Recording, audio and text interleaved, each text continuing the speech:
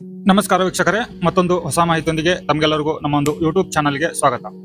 ಈ ಒಂದು ವಿಡಿಯೋದಲ್ಲಿ ತಿಳಿಸ್ಕೊಡ್ತಾ ಇರೋ ಮಾಹಿತಿ ಏನು ಅಂತಂದ್ರೆ, ನಿಮ್ಮ ಒಂದು ಮನೆಯ ಸದಸ್ಯರು, ಅದು ಹಿರಿಯರಾಗಿರ್ಬೋದು ಅಥವಾ ಕಿರಿಯರಾಗಿರ್ಬೋದು, ನಿಮ್ಮ ಕುಟುಂಬದಲ್ಲಿ ಒಂದು ವೇಳೆ ಏನಾದ್ರೂ ಅನಾಹುತ ಸಂಭವಿಸಿ ಅಥವಾ ಅಪಘಾತಕ್ಕೆ ಯಾರಾದ್ರೂ ಮೃತರಾಗಿದ್ರೆ ಅಥವಾ ನಿಧನರಾಗಿದ್ರೆ, ಸತ್ತು ಹೋಗಿದ್ರೆ, ಅಂತವರ ಒಂದು ರಿಪೋರ್ಟ್ ಅನ್ನ ನೀವು ಅವರ ಒಂದು ಆಧಾರ್ ಕಾರ್ಡ್ದಲ್ಲಿ ಅಪ್ಡೇಟ್ ಮಾಡಬೇಕಾಗತ್ತೆ. ಅವರು ತೀರ್ ಹೋಗಿದ್ದಾರೆ ಅಂತ ಹೇಳಿ ಡೆತ್ ರಿಪೋರ್ಟ್ ಅನ್ನ ರಿಪೋರ್ಟ್ ಮಾಡಬೇಕಾಗತ್ತೆ. ಸೊ ಇದು ಸರ್ಕಾರದ ಕಡೆಯಿಂದ, UIDAI ಕಡೆಯಿಂದ ಬಂದಿರುವಂತ ಒಂದು ಆಧಾರ್ ಕಾರ್ಡ್ದಲ್ಲಿ ಬಹಳ ದೊಡ್ಡ ಅಪ್ಡೇಟು. ಇದರ ಬಗ್ಗೆ ಸಂಪೂರ್ಣವಾದಂತ ಮಾಹಿತಿಯನ್ನ ತಿಳಿಸ್ಕೊಡ್ತೇನೆ. ಇದರಿಂದ ನಿಮಗೆ ಲಾಭ ಇದೆಯೋ ನಷ್ಟ ಇದೆಯೋ ಅದ್ರ ಬಗ್ಗೆ ತಿಳ್ಕೊಳ್ಳೋಣ. ವಿಡಿಯೋನ ಪೂರ್ತಿಯಾಗಿ ನೋಡಿ. ಹಾಗೆ ವಿಡಿಯೋನ ಶುರು ಮಾಡೋಕ್ಕೂ ಮೊದಲು ಯಾರೆಲ್ಲ ಚಾನಲ್ಗೆ ಹೊಸಬರಿದ್ದೀರೋ ಚಾನಲ್ಗೆ ತಪ್ಪದೇನೆ ಸಬ್ಸ್ಕ್ರೈಬ್ ಮಾಡ್ಕೊಳ್ಳಿ. ಇಂತಹ ಉಪಯುಕ್ತ ನಿರಂತರ ಮಾಹಿತಿಗಳು ನಿಮಗೆ ನೋಟಿಫಿಕೇಶನ್ ಬರ್ತಾ ಇರುತ್ತೆ. ಸೊ ನೋಡಿ ವೀಕ್ಷಕರೇ, ಮೊದಲನೇದಾಗಿ ನಾವು ಇದ್ರ ಬಗ್ಗೆ ಮಾಹಿತಿಯನ್ನ ತಿಳ್ಕೊಬೇಕಾಗತ್ತೆ. ಇದು ಡೆತ್ ರಿಪೋರ್ಟ್ ಅನ್ನ ನಾವು ಯಾಕೆ ಮಾಡಬೇಕು, ಇದರಿಂದ ನಿಮ್ಗೆ ಏನಾದ್ರೂ ಲಾಭ ಇದೆಯಾ ನಷ್ಟ ಇದೆಯಾ ಅದ್ರ ಬಗ್ಗೆ ತಿಳ್ಕೊಳ್ಳೋಣ. ಇಲ್ಲಿ ಮೊದಲನೇದಾಗಿ ಆ ಒಂದು ಆಪ್ಷನ್ ನಾನು ನಿಮ್ಗೆ ಎಕ್ಸ್ಪ್ಲೇನ್ ಮಾಡ್ತೇನೆ. ಸೊ ಇಲ್ಲಿ ನೋಡಿ, ಮೊದಲನೇದಾಗಿ ನೀವು ಮೈ ಆಧಾರ್ ಪೋರ್ಟಲ್ಗೆ ಬರಬೇಕಾಗತ್ತೆ. ಸೊ ಇಲ್ಲಿ ಮೈ ಆಧಾರ್ ಪೋರ್ಟಲ್ ಅಂತ ಇದೆ ನೋಡಿ, ಇಲ್ಲಿ ಬಂದ್ಬಿಟ್ಟು ಇಲ್ಲಿ ಲಾಗಿನ್ ಮೇಲೆ ಕ್ಲಿಕ್ ಮಾಡ್ಕೊಳ್ಳಿ. ನಾವು ಇಲ್ಲಿ ಯಾರ ಒಂದು ಆಧಾರ್ ಕಾರ್ಡ್ಗೆ ಲಾಗಿನ್ ಆಗಬೇಕು ಅಂತಂದ್ರೆ, ನೀವು ಯಾರ ಒಂದು ಡೆತ್ ರಿಪೋರ್ಟ್ ಅನ್ನ ಅಪ್ಡೇಟ್ ಮಾಡ್ತಾ ಇದ್ರು ಅವರ ಒಂದು ಡೆತ್ ಆದವರ ಆಧಾರ್ ಕಾರ್ಡ್ ಅನ್ನ ಇಲ್ಲಿ ಲಾಗಿನ್ ಮಾಡ್ಕೋಬೇಕಾಗತ್ತೆ. ಇಲ್ಲಿ ಅವರ ಒಂದು ಆಧಾರ್ ಕಾರ್ಡ್ ನಂಬರು ಕ್ಯಾಪ್ಚನ್ ಹಾಕಿಬಿಟ್ಟು ಲಾಗಿನ್ ಮಾಡಿ. ಅವರ ಒಂದು ಆಧಾರ್ ಕಾರ್ಡ್ಗೆ ಲಿಂಕ್ ಇರುವಂತ ಮೊಬೈಲ್ ನಂಬರ್ಗೆ OTP ಬರುತ್ತೆ, ಅದನ್ನ ಹಾಕಿಬಿಟ್ಟು ಇಲ್ಲಿ ನೀವು ಲಾಗಿನ್ ಆಗಬೇಕಾಗತ್ತೆ. ನೋಡಿ, ಬಂದಿರುವಂತ OTP ಹಾಕಿಬಿಟ್ಟು ಲಾಗಿನ್ ಮಾಡ್ತಾ ಇದ್ದೇನೆ. ಸರ್ವರು ಅಪ್ಡೇಟ್ ಮಾಡ್ತಾ ಇದ್ದಾರೆ. ಸೊ ಇದು ಇವಾಗ ರೀಸೆಂಟ್ ಆಗಿ ಬಂದಿರುವಂತ ಒಂದು ಅಪ್ಡೇಟ್. ಸೊ ಅದಕ್ಕಾಗಿ ಪೋರ್ಟಲ್ ಬಹಳ ಸ್ಲೋ ಆಗಿರುತ್ತೆ. ಇದನ್ನ ನೀವು ಕಂಪ್ಲೀಟ್ ಆಗಿ ಮಾಹಿತಿಯನ್ನ ತಿಳ್ಕೊಳ್ಳಿ. ಇದಿನ್ನೂ ಪೂರ್ತಿಯಾಗಿ ಜಾರಿ ಆಗಿಲ್ಲ. ಜಾರಿ ಆದ ನಂತರ ಇದನ್ನ ನೀವು ಕಂಪಲ್ಸರಿ ಆಗಿ ಮಾಡಲೇಬೇಕು ಅಪ್ಡೇಟ್ ಅನ್ನ. ಇದರಿಂದ ಏನ್ ಬೆನಿಫಿಟ್ ಏನ್ ಲಾಸ್ ಅಂತ ಹೇಳಿ ನಾನು ನಿಮ್ಗೆ ತಿಳಿಸ್ಕೊಡ್ತೇನೆ. ಸೊ ಇಲ್ಲಿ ನಿಮ್ಮ ಒಂದು ರೇಷನ್ ಕಾರ್ಡ್ದಲ್ಲಿ 4-5 ಜನರು ನಿಮ್ಮ ಒಂದು ಕುಟುಂಬದ ಸದಸ್ಯರು ಇರ್ತೀರಾ ಅಂತ ತಿಳ್ಕೊಳ್ಳಿ. ಅವಾಗ ನಿಮ್ಮ ಒಂದು ಫ್ಯಾಮಿಲಿಯ ಮೆಂಬರ್ ಯಾರಾದ್ರೂ ಆಗಿರ್ಬೋದು ತೀರ್ ಹೋಗಿದ್ರೆ ಅವರ ಒಂದು ರಿಪೋರ್ಟ್ ಅನ್ನ ನೀವು ಇಲ್ಲಿಂದ ಹಾಕಿದ್ರೆ, ನಿಮ್ಮ ರೇಷನ್ ಕಾರ್ಡ್ದಲ್ಲಿ KYC ಅನ್ನ ನೀವು ಮಾಡ್ತಿರಲ್ವಾ, ಆಧಾರ್ ಕಾರ್ಡ್ ಥ್ರೂ KYC ಆಗ್ಲೇಬೇಕು.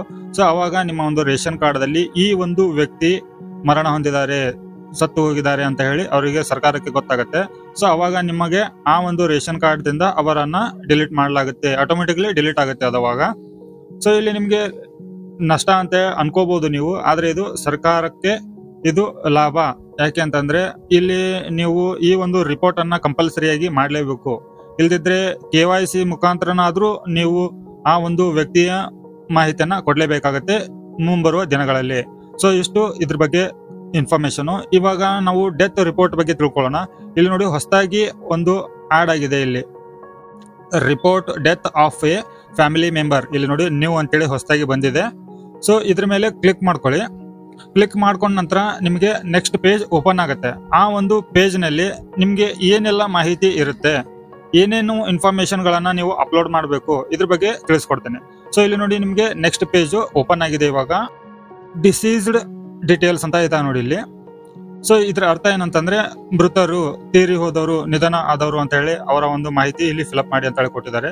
ಇಲ್ಲಿ ಯಾವುದೇ ತರ ಆಪ್ಷನ್ಗಳು ಕರೆಕ್ಟ್ ಆಗಿ ಕಂಪ್ಲೀಟ್ ಆಗಿ ವರ್ಕ್ ಆಗೋದಿಲ್ಲ. ಸೊ ವರ್ಕ್ ಆದ್ರೂ ಕೂಡ ಇದು ಅಪ್ಲೋಡ್ ಆಗುತ್ತೋ ಅಥವಾ ಸಬ್ಮಿಟ್ ಆಗುತ್ತೋ ಇಲ್ಲೋ ಗೊತ್ತಿಲ್ಲ. ಸೊ ನಾನು ಕೂಡ ಇವತ್ತು ಫಸ್ಟ್ ನಿಮ್ಗೆ ಲೈವ್ ಆಗಿ ಬಂದಿದ್ದೇನೆ. ಸೊ ಇಲ್ಲಿ ನಿಮ್ಮ ಒಂದು ಡಿಸ್ಟಿಕ್, ನಿಮ್ಮ ಸ್ಟೇಟ್ ಯಾವ್ದು ಅಂತ ಅನ್ನೋದನ್ನ ಸೆಲೆಕ್ಟ್ ಮಾಡ್ಕೊಳ್ಳಿ. ನಿಮ್ಮ ಸ್ಟೇಟ್ ಯಾವ್ದು ಅಂತ ಅನ್ನೋದನ್ನ ಸೆಲೆಕ್ಟ್ ಮಾಡ್ಕೊಳ್ಳಿ. ಇಲ್ಲಿ ನೋಡಿ, ಕೆಲವೊಂದಿಷ್ಟು ಸ್ಟೇಟ್ ಗಳನ್ನ ಇಲ್ಲಿ ಕೊಟ್ಟೇ ಇಲ್ಲ, ಸರಿನಾ? ಇಲ್ಲಿ ನೋಡಿ, ಇಷ್ಟು ಸ್ಟೇಟ್ ಗಳಲ್ಲಿ ಮಾತ್ರನೇ ಇವಾಗ ಚಾಲ್ತಿಯಲ್ಲಿ ಇರುವಂತದ್ದು ಈ ಒಂದು ಫ್ಯಾಮಿಲಿ ಡೆತ್ ರಿಪೋರ್ಟ್ ಅಪ್ಲೋಡ್ ಮಾಡೋದು. ಸೊ ಇಲ್ಲಿ ನಿಮ್ಗೆ ಯಾವುದೇ ತರ ಒಂದು ಕರ್ನಾಟಕ ಸ್ಟೇಟ್ ಇನ್ಫಾರ್ಮೇಶನ್ ಇಲ್ಲಿ ಕೊಟ್ಟಿಲ್ಲ. ಸೊ ಇಲ್ಲಿ ಒಂದು ವೇಳೆ ಕರ್ನಾಟಕ ಸ್ಟೇಟ್ ಏನಾದ್ರೂ ಈ ಲಿಸ್ಟ್ ಅಲ್ಲಿ ಬಂತು ಅಂತಂದ್ರೆ, ಸೊ ನಮ್ಮ ಒಂದು ಸ್ಟೇಟ್ ಅಲ್ಲಿಯೂ ಕೂಡ ಇದನ್ನ ಕಂಪಲ್ಸರಿ ಆಗಿ ಅಪ್ಲೋಡ್ ಮಾಡುವಂತದ್ದು. ಸೊ ಇದು ಇನ್ ಫ್ಯೂಚರ್ ಅಲ್ಲಿ ಬಂದೇ ಬರುತ್ತೆ. ಸೊ ಅವಾಗ ಬಂದಾಗ ನೀವು ಕರ್ನಾಟಕ ಅಂತ ಸೆಲೆಕ್ಟ್ ಮಾಡ್ಕೊಂಡು ಮೃತರ ಆಧಾರ್ ಕಾರ್ಡ್ ನಂಬರ್ ಅನ್ನ ನೀವು ಇಲ್ಲಿ ಎಂಟ್ರಿ ಮಾಡಬೇಕಾಗತ್ತೆ. ಅವರ ಒಂದು ಡೆತ್ ಸರ್ಟಿಫಿಕೇಟ್ ಅನ್ನ ನೀವು ಪಡೆದುಕೊಂಡಿದ್ರೆ ಅವಾಗ ಮಾತ್ರ ನೀವು ಇಲ್ಲಿ ಸಬ್ಮಿಟ್ ಮಾಡ್ಲಿಕ್ಕೆ ಆಗುತ್ತೆ ಅವರ ಒಂದು ರಿಪೋರ್ಟ್ ಅನ್ನ.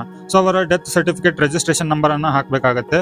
ನಂತರ ಅವರ ಒಂದು ಹೆಸರನ್ನ ಹಾಕ್ಬಿಟ್ಟು ಅವರು ಮೇಲ ಫಿಮೇಲ ಅದರ್ಸ ಇದನ್ನ ಹಾಕ್ಬಿಟ್ಟು ಇಲ್ಲಿ ಫಾರ್ ಎಕ್ಸಾಂಪಲ್ ನಾನು ನಿಮಗೆ ಇಷ್ಟು ತೋರಿಸ್ತೇನೆ. ಸೊ ಇಲ್ಲಿ ಅವರ ಒಂದು ಡೆತ್ ಪರ್ಸನ್ ಯಾವಾಗ ಡೆತ್ ಆದ್ರು, ಸೊ ಇವಾಗ ನೀವು ಯಾರ್ದು ರಿಪೋರ್ಟ್ ಮಾಡ್ತಾ ಇದ್ರೋ ಅವರ ಡೆತ್ ಯಾವಾಗ ಆಗಿದೆ, ಸೊ ಅದನ್ನ ಇಲ್ಲಿ ಆಯ್ಕೆ ಮಾಡ್ಕೊಳ್ಳಿ. ನಂತರ ಅವರ ಒಂದು ಡೆತ್ ಸರ್ಟಿಫಿಕೇಟ್ ಯಾವಾಗ ಇಶ್ಯೂ ಮಾಡಿದ್ರು ಸರ್ಕಾರದಿಂದ, ಸೊ ಅದನ್ನ ಕೂಡ ನೀವು ಇಲ್ಲಿ ಫಾರ್ ಎಕ್ಸಾಂಪಲ್ ಗಾಗಿ ನಾನು ತಿಳಿಸ್ಕೊಡ್ತಾ ಇದ್ದೀನಿ. ಸೊ ಅದನ್ನ ನೀವು ಇಲ್ಲಿ ಇನ್ಫಾರ್ಮೇಶನ್ ಅನ್ನ ಫಿಲ್ಅಪ್ ಮಾಡಬೇಕು. ಫಿಲ್ಅಪ್ ಮಾಡಿದ ನಂತರ ಆ ಒಂದು ಡೆತ್ ಸರ್ಟಿಫಿಕೇಟ್ ಏನಿರುತ್ತಲ್ವಾ ಆ ಒಂದು ಸರ್ಟಿಫಿಕೇಟ್ ಅನ್ನ ಅಪ್ಲೋಡ್ ಡೆತ್ ಸರ್ಟಿಫಿಕೇಟ್ ಅಂತ ಇದೆ ನೋಡಿ, ಇಲ್ಲಿ ಅಪ್ಲೋಡ್ ಮಾಡುವಂತ ಒಂದು ಫಾರ್ಮೆಟ್ ಬಂದ್ಬಿಟ್ಟು PNG ಆಗಿರುತ್ತೆ, ಇಲ್ದಿದ್ರೆ JPG ಆಗಿರುತ್ತೆ, ಇಲ್ದಿದ್ರೆ PDF ಆಗಿರುತ್ತೆ. ಅದು 2 MB ಗಿಂತ ಕಡಿಮೆ ಇರಬೇಕು. ಸೊ 2 MB ಗಿಂತ ಜಾಸ್ತಿ ಆಯ್ತು ಅಂತಂದ್ರೆ ಆ ಫೈಲು ಅಪ್ಲೋಡ್ ಆಗೋದಿಲ್ಲ. ಸ್ಕ್ಯಾನ್ ಮಾಡಿಬಿಟ್ಟು ನೀವು ಇಲ್ಲಿ ಅಪ್ಲೋಡ್ ಮಾಡಬೇಕಾಗುತ್ತೆ. ಸೊ ನಂತರ ಇಲ್ಲಿ ಇನ್ಫಾರ್ಮೆಂಟ್ ರಿಲೇಷನ್ ವಿತ್ ದ ಡಿಸೇಜ್ಡ್ ಅಂತ ಕೊಟ್ಟಿದ್ದಾರೆ. ಇಲ್ಲಿ ಇವಾಗ ಮಗ ಮಾಹಿತಿಯನ್ನ ತಿಳಿಸ್ತಾ ಇದ್ದಾನ ಅಥವಾ ಹೆಂಡತಿ ಮಾಹಿತಿ ತಿಳಿಸ್ತಾ ಇದ್ದಾಳ, ತಾಯಿ ಮಾಹಿತಿಯನ್ನ ತಿಳಿಸ್ತಾ ಇದ್ದಾಳ, ಇಲ್ಲಿ ಕೊಡ್ತಾ ಇರುವಂತ ಮಾಹಿತಿ ಯಾರು ಕೊಡ್ತಾ ಇರ್ತೀರೋ ಅವರ ಒಂದು ಸಂಬಂಧವನ್ನ ಇಲ್ಲಿಂದ ಆಯ್ಕೆ ಮಾಡ್ಬೇಕಾಗತ್ತೆ. ಅದರ ನಂತರ ಇಲ್ಲಿ ಕನ್ಸೆಂಟ್ ಇದೆ, ಅದನ್ನ ಕನ್ಸೆಂಟ್ ಅನ್ನ ಕ್ಲಿಕ್ ಮಾಡ್ಕೊಂಡ್ಬಿಟ್ಟು ನೀವು ಇಲ್ಲಿ ಸಬ್ಮಿಟ್ ಮೇಲೆ ಕ್ಲಿಕ್ ಮಾಡಿದ್ರೆ ಅವರ ಆಧಾರ್ ಕಾರ್ಡ್ಗೆ ಲಿಂಕ್ ಇರುವಂತ ಮೊಬೈಲ್ ನಂಬರಿಗೆ OTP ಬರುತ್ತೆ. ಆ OTP ಅನ್ನ ಹಾಕಿ ಸಬ್ಮಿಟ್ ಮಾಡಿದ್ರೆ ಈ ಒಂದು ಡೆತ್ ಫ್ಯಾಮಿಲಿ ರಿಪೋರ್ಟ್ ಸಬ್ಮಿಟ್ ಆಗುತ್ತೆ. ಸೊ ಅವಾಗ ಅವರ ಒಂದು ಆಧಾರ್ ಕಾರ್ಡು ನಿಷ್ಕ್ರಿಯಗೊಳ್ಬಹುದು. ಕಂಪ್ಲೀಟ್ ಆದ ಮಾಹಿತಿ ಇನ್ನು ಸಿಗದೆ ಇರೋದ್ರಿಂದ ನಾವಿಲ್ಲಿ ಊಹಿಸ್ಕೋಬಹುದು ಇಲ್ಲಿ ಅವರ ಒಂದು ಆಧಾರ್ ಕಾರ್ಡು ಡಿಲೀಟ್ ಆಗುತ್ತಾ ಅಥವಾ ನಿಷ್ಕ್ರಿಯಗೊಳ್ಳುತ್ತೋ ಅಂತ ಅನ್ನೋದ್ರ ಬಗ್ಗೆ ಇನ್ನೂ ಪೂರ್ತಿಯಾದ ಮಾಹಿತಿ ಸಿಗದೆ ಇರೋದ್ರಿಂದ ಇಲ್ಲಿ ನಾವು ಊಹೆ ಮಾಡ್ಕೋಬಹುದು ಅಷ್ಟೇ. ಸೊ ಇನ್ ಫ್ಯೂಚರ್ ನಲ್ಲಿ ಇದು ಜಾರಿಗೆ ಕಂಪ್ಲೀಟ್ ಆಗಿ ಈ ಒಂದು ಪೋರ್ಟಲ್ ನಲ್ಲಿ ಬಂದ ನಂತರ ಮಾಹಿತಿಯನ್ನ ನಾನು ನಿಮಗೆ ನೆಕ್ಸ್ಟ್ ವಿಡಿಯೋದಲ್ಲಿ ಲೈವ್ ಆಗಿ ತಿಳಿಸ್ಕೊಡ್ತೇನೆ.